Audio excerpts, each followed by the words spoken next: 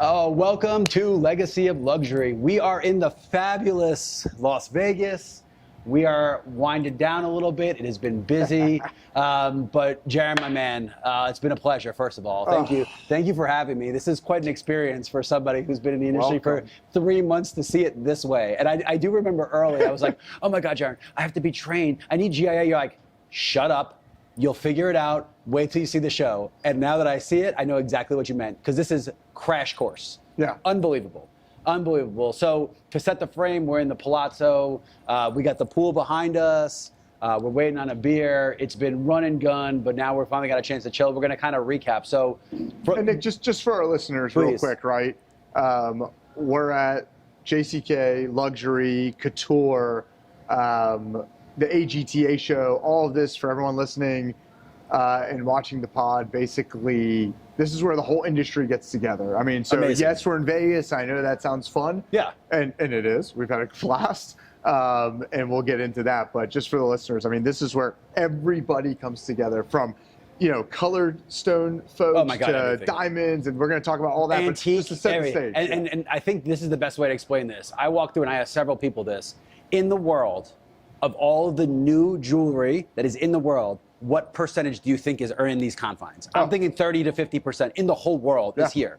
And if you think about it, the insurance policies on the stuff that is in this thing is the GDP of not Mauritius, real countries, GDP-wise, just the amount of the insurance policies. That's right. If something was to happen to this, the insurance policy would be enough to bankrupt the world, like that much.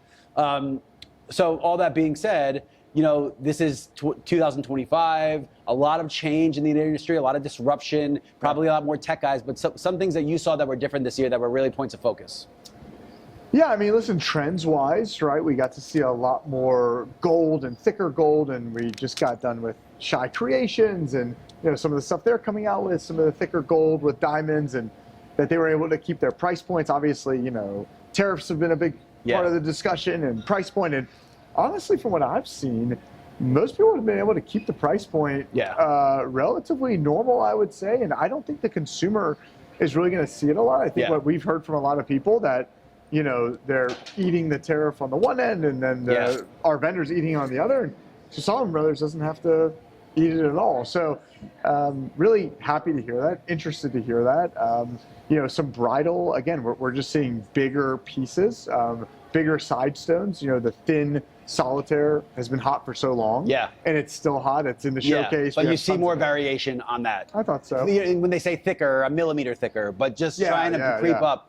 You know, two things to point out. I think one, I've realized how important supply and demand is to all of this. Yeah. But two, I can tell that the brands are really trying to innovate faster, because in the short attention span generation we have, that innovation, because that's the social media campaigns, and that's how you get on the celebrities and the influencers. Yeah. So I can tell that the ones that are able to pull the lines out the quickest and have a coordinated launch are the ones that are succeeding right now from the outside looking in. So you see a lot of emphasis there. You know, just from the difference between couture, luxury, and JCK, because that is a huge, it was like different worlds. Give them some update on the differences between them. And look, it's different people, right? I mean, so for the 3 shows, it's, you know, we are lucky and blessed at Solomon Brothers to carry a lot of really, really high-end stuff. So that's your couture. Yeah.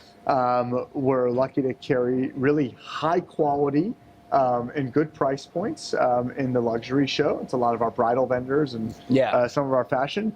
And then at JCK, it's kind of open to everybody. Yeah. And, you know, I mean, did you go downstairs at the gypsy underbelly, baby. That was my favorite part of the whole thing. Tell our listeners a little bit about that. Oh, so when I say gypsy, I mean, imagine like a Moroccan flea market with everybody just yelling at you and trying to sell you the wares that they had. From like these little colored bangles for $80 to like, I think someone tried to sell me a $1.6 million diamond just on the side of the road. Right. Like the swaths of variety there. But like, obviously they find value and there's a reason. But today, because JCK started today, was when I really saw the full rush of people come in. Yeah. Like the lines were wrapped around and it also helps you understand the difference in the caliber of like what a fine jewelry store is versus some of these gypsy slangers, which again, it was cool. And you know, that I also got to see the tech part of it though, and you see how a family industry that doesn't have a lot of external money, how they adapt a little slower to tech. And some of the conversations I was having with people, like, whoa, dude, slow down. I'm like, it says tech on your thing. What do you mean slow down? Yeah, so, you know, tell me a little bit. And look, we represent a lot of brands, so we don't have to get specific on what brands, but what really stood out? What were some of the things that the brands did that made their experiences better or worse than other people? Like, sometimes it's just the way it's designed. Sometimes we talked about one of them, how they were just on it. They had the boxes coming out. They were coordinated. It was in, out, RFD scanner, like that stuff. I think, you know, the vendors that do the best are the ones, to use your favorite word in the world, that they have a curated It's been said 55 times, and every time he looks at me with the look of, and then I explained to him, all curation means is I want someone else to do my job for me. You curated, tell me what to do, and I will put it up because I don't know. So that is what I mean by curation. But you've got to be able to tell a story in the case, right? Our customers are coming in, and they want to know, what does that ring go with? What kind of band does it go with? Can it go with multiple bands? I saw one of our vendors that we went to just had a beautiful like bangle bar set up that was saying, hey, here's how you should stack the bangle bracelets. So, you know, if you come in, and truly me, I mean, I've been doing it for a while, but you know, when Mary Ellen wants something, you know, it's like, boom, there it is. Like, and I want to get her more than one thing because I can spend X amount of dollars. You come from a family, I mean, you grew up with all boys. Right? You grew up in a family of boys, so the feminine nature of what to look for, it doesn't just come to you. No. Like, you have an eye for what will sell in our store, because but what a girl would like, I have no idea in the world. And how to put them next to each other. Like, there were bangles, to give an example at the show, that I was like, oh, that's not that great looking. And then they put it in between two others. I'm like, boom. Like, that is awesome. And that's that Pandora effect now, because you're buying multiple pieces for different times in your life, and you want to keep going and buying that first and secondary. And for a store, that's the dream, right? You get them in with one, and they keep buying more. For sure. So they're using data probably more than ever. But you can see, compared to a lot of other industries, it's still a touch and feel business, which is a nice thing. Yeah. You're still everyone's got to feel it and see it. You met some of my great friends at this trip, Nick. I mean, I've got more hugs. I have two things. So we've come to the conclusion that Jaron hired me because I look racially ambiguous, and like if we're with the Persians or the Turkish or the Israelis, like what's this guy? And it just blends in. I had 3 different people be like, "Don't I know you from somewhere?" Yeah, I love that. And I'm like, "I don't think so. That probably isn't possible." But very warm people. Like, they're all in the family, and it's like, once you're in the family, even by just showing up one day as the marketing guy, you're in the family. Yes. And it's really a rewarding, nice feeling, and it kind of shows me like why the industry's insular. Yeah. Because there is a barrier to entry to get in, to be at these shows. A lot of it's, you know, there's secrets, there's trade secrets that just can't be shared with everybody. Right. You know, I sat for the display about how the colored diamonds work. I mean, you want to talk about overload of, like, GIA has all these certifications. There's 3 levels with 5 subcategories in each that GIA doesn't mention. So you could have 2 diamonds that are a different price of 50%, with a certificate that doesn't even explain why. You got to know. 50%, Nick, tell them the kind of dollars of that 50%. Oh, you're talking $60,000 a carat. A carat. And they're showing 5, 6, 8 carat stones to give you an idea of those dollar amounts. Yes.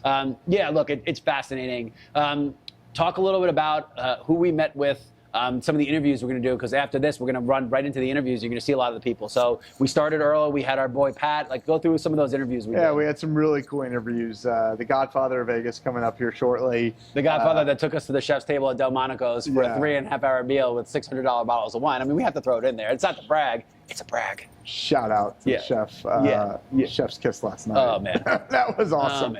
Oh, man. No, we've had a lot of fun, and you're going to see these interviews with these different folks from the fashion side and the bridal side, and Sumai the diamond side. Sumai from Jaffe was really good. You had Noam Carver, which one we just finished up. He did really good. Yeah.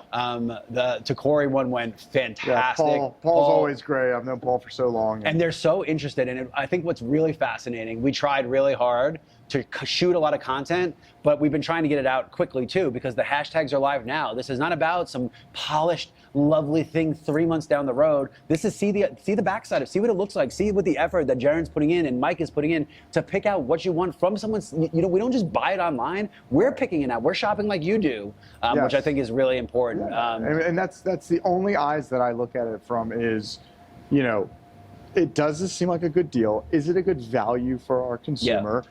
And notice, does the again, design look? Didn't say price. Is it a good value? Do they buy this and it's something they will love and cherish and they will have that peace of mind? It's not about price. It's not, oh, this looks cheap. This is about the value proposition. And you have to do it and they have to do it and someone's trying to sell it to us. And just like us, when we were looking today, I never looked at the price. I looked at the product first and then I would look at the price. Yeah. And if I got that feeling inside, I go, oh, that's pretty good. No. It was blatantly clear if you liked it or not, or you thought the value proposition was there. Your face, it's not hiding anything. And then I feel like you have like different sounds, either if you know it or not. It's like a bad poker tell. So like or and you can watch these sounds. But again, you've done it for a long time. I think what's really cool is the rapport. I mean, there were some heated conversations that went on, but like it's all in fun.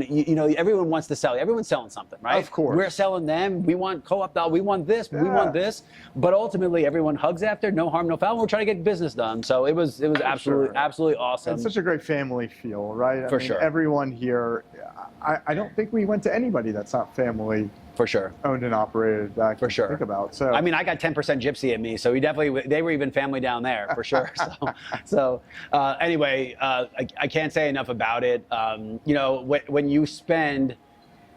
Really, I woke up at 5 a.m. to kind of get videos edited. I worked till 10 and 11 o'clock at night, and you have this much fun. It just shows you how good of a job they do. What was your favorite part of the show, Nick? I mean, this is your first time here.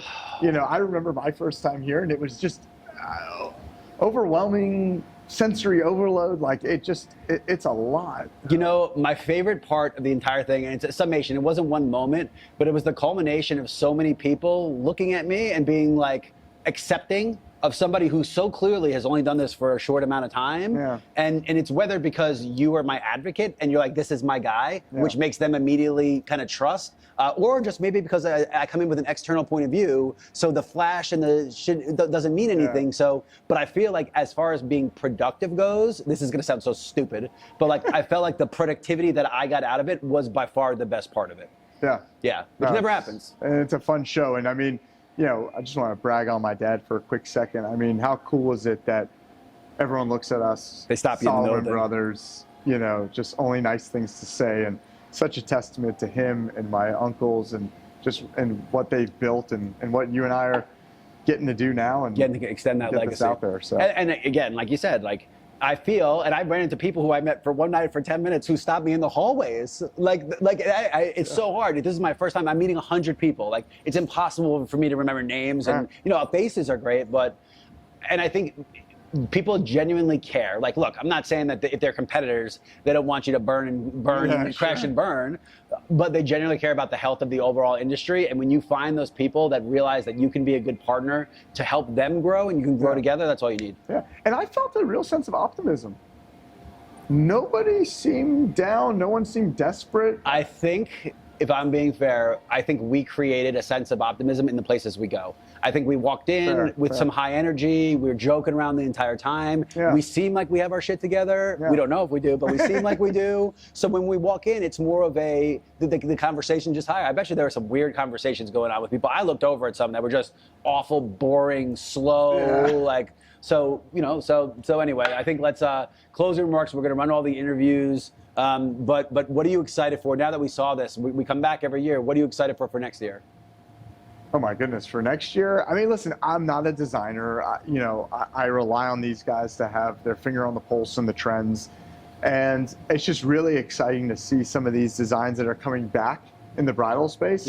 I saw a lot of, I feel like it was Art Deco, like that square with the flush on it. It looked like the 1930s, and they came back in the 90s from what I understand. Sylvie's cool. New ring with all that pave on the top, that kind of thicker look. So I'm just excited. My wife Allie's first ring was like a little bit of a thicker, more diamond intensive ring, and then it completely went out of style. And it seems like it's coming back. So I'm just excited to see where that trend goes and what's happening. And I'm excited for our consumers to see what we bought. It's always exciting when the stuff starts coming in. For sure, and you'll see some surveys. We're gonna pick pieces. We're gonna let you guys pick which of the things we should get. We had some nice colored, some emeralds against some turquoise, and you pick what it is. And it sounds crazy, but we really ran that because we want you to be involved in the process, which I don't think anyone else is doing, to be honest with you. I know there were cameras, but those people were doing professional things that won't see the light of day for weeks. We are live right here. We're gonna get this out ASAP. Which is best because we don't exist without you guys. So Jaron, again, thank you guys for listening. Check out these interviews afterwards, and you've been listening to Legacy of Luxury. We'll catch you next time. Love it. It is day 3 here of the show here at Luxury. I am standing next to none other than Noam Carver. That is the brand itself. We are so excited. We just sat down, looked at a bunch of new rings, bought a bunch of rings. But one that caught my eye in particular, and I'm told that this won an award. Can you tell us about this ring? This just won first place in the In-Store Design Awards in the bridal category. It's a super cool, innovative new design that has a yellow gold bezel, but also a hidden halo. And as we all know, gold is really hot right now. Wider bands, bigger, bold looks. And this is a twist on the halo. It's something new, it's something modern, it's in satin finish. And it took first place.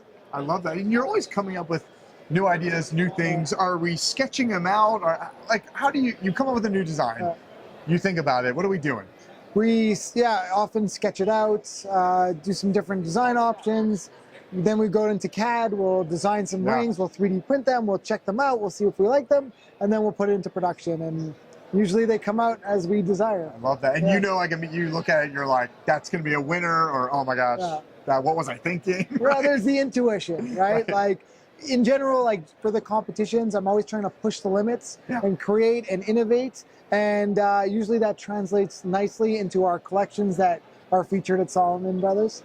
And we've had a lot of success with innovating and creating contemporary bridal that brides love.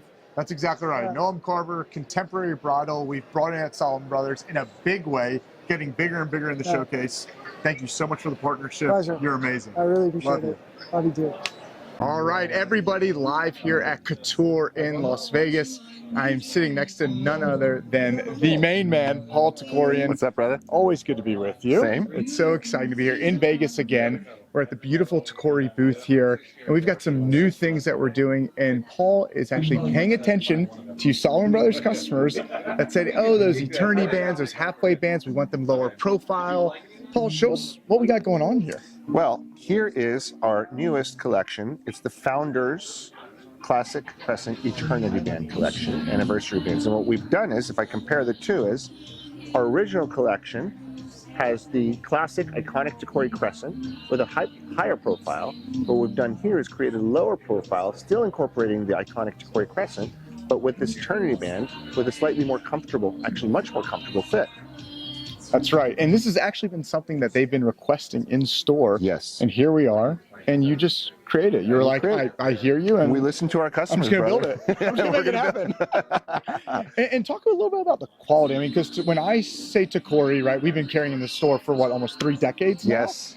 And when our customers, I think, hear Takori, they think quality. But why is it such quality? What's happening? Well, I'll tell you a funny story, Jaron. If you recall, we spoke a while back, and you said, Paul, you guys are a great brand, but anybody can make a ring like you can. One ring a jeweler can make just like the same quality. But the question is, can they make thousands of rings of the same quality every single day? And what we have at our design studios are the best jewelers in the world. There are other best jewelers in the world, but we have the best, so they're not better than us. And so we take meticulous attention to crafting every single one of our pieces at our design studios, always made in America. We take great pride in making our product here in the USA.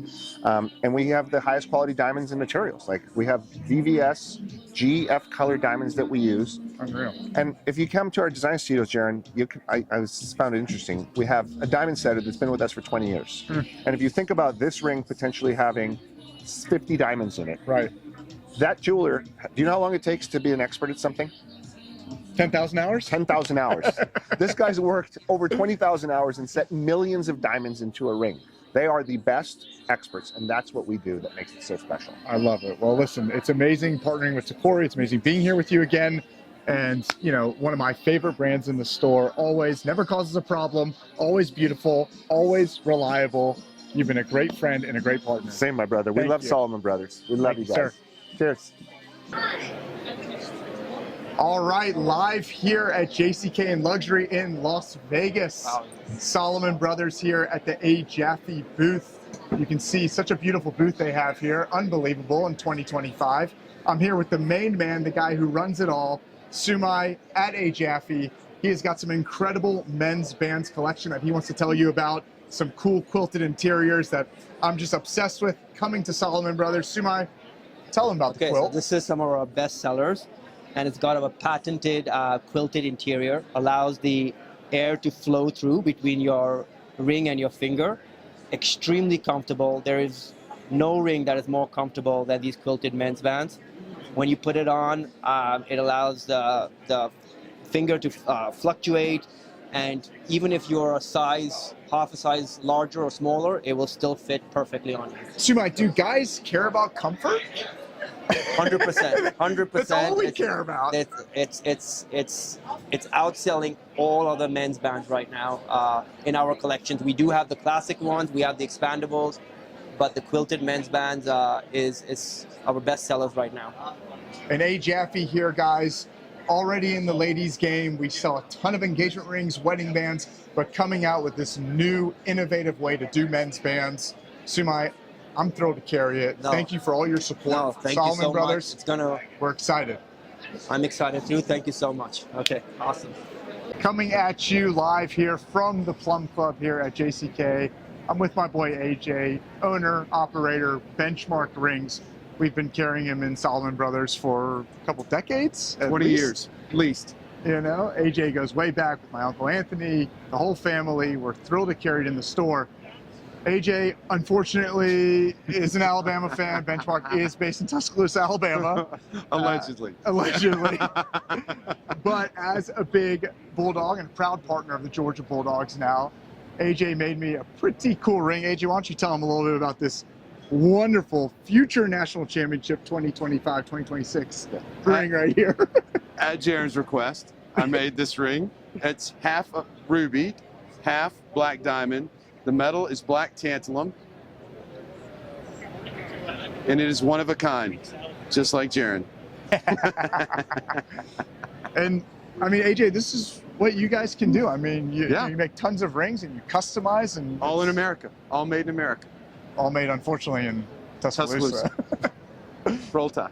Oh, come on. Go Dogs, AJ. Go Dogs and Roll Tide. Love that. Awesome. Go Dogs, Roll Tide. Appreciate it, AJ. SEC championship this year. Oh, SEC champs this year? Obviously the Dogs. We got Bama at home. Let's go. Let's go. Let's go. All right, we are live here at the Simon G booth here in Luxury in Las Vegas, and I am staying next to none other than Simon himself here, the owner, the creator, the man behind all the means. And not only that, he sure does. He is a happy man. He's got a jewelry background here. Solomon Brothers has just taken on this new stretchable collection. Simon, tell me how the stretch collection works. Tell me about these bracelets here. Absolutely. So nice to talk to you, Jaron. We are a great company, Solomon Brothers, working for so many years. So what we do here, everything we make it like here flexible to make it very easy wearable. Inside, there is a titanium, surgical titanium pieces. So when you wear it, you can wear it comfortably. You don't have to struggle with the lock and everything. Here you can see how I'm going to wear this one. So relax here, like very, very nice. Unbelievable. And like I wear it nice, and like, you know, it's very, very safe. And you can wear it and remove it without putting a lock, without struggling.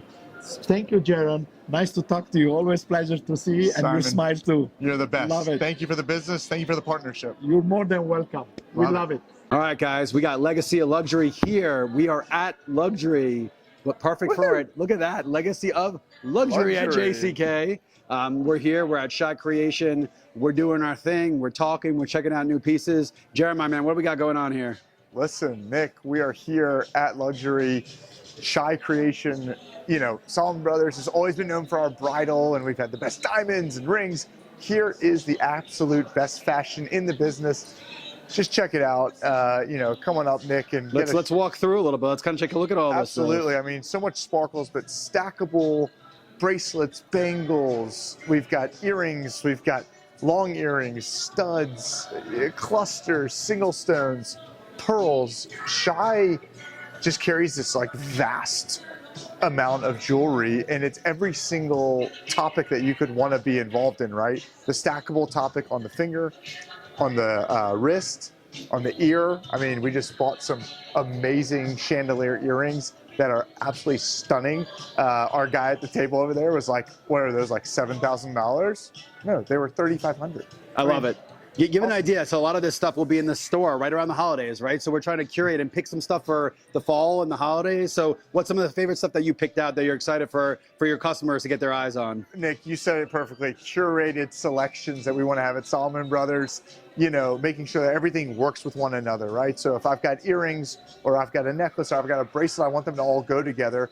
And we're here sitting in June right now. So we're going to get this stuff shipped here in October, just in time for the holidays, and Shy is just always on top of his game when it comes to these designs. I'm just blown away at some of the stuff that he's doing this year, and he's found a way, with gold price being as high as it is, the price points are surprisingly good here, Nick. I mean, we've talked about on the pod before, you know, platinum, gold, all this kind of stuff, and platinum being at $3,300 an ounce. I'm shocked at the prices I'm seeing today. They're unbelievable. But they're hot right now. Shy's hot. They got some buying power. They're able to go do some things that others aren't. So it's a, look, it's an absolutely great point. I think, you know, one of the questions I think a lot of people have, we are known as engagement in a bridal store. Okay. So why should people come think of us as a fine jewelry store? Why should they come see us? Talk about low price guarantee. There's so much we have going for us. We've just done so well with bridal for so long. I want people to know we are a fashion house, and partners like Shy allow us to do that. And look, Nick, a lot about it is commitment, right? And Solomon Brothers is committed, and we have went and sought out Shy Creation. We've had them for now about 2.5 years. And we just love having them in the store. So it's all about the commitment to the inventory. So when you walk in, we've talked about inventory before, our vast diamond inventory. Well, now in the fashion size, come in and you're gonna see price points from $200 in Shy all the way up to $18,000. I mean, the variety and the vast nature of the price point is what makes it so incredible. And we're fully committed to showing that type of, you know, variation, if you will, in the jewelry. I mean, we just walked around this place, and I mean, what did we cover? 1,000 SKUs? Unbelievable. In a few steps. Unbelievable. Best prices, selection, trust, reason to come from us. You get to see the pictures online. We're gonna have 3D renderings. We're gonna have videos going. So come check us about Solomon Brothers. Again, coming to you live from Luxury at JCK. Jaron, my man, final closing words. Hey. It is the legacy of luxury, everybody, and I'm here in a luxurious booth here at JCK Luxury.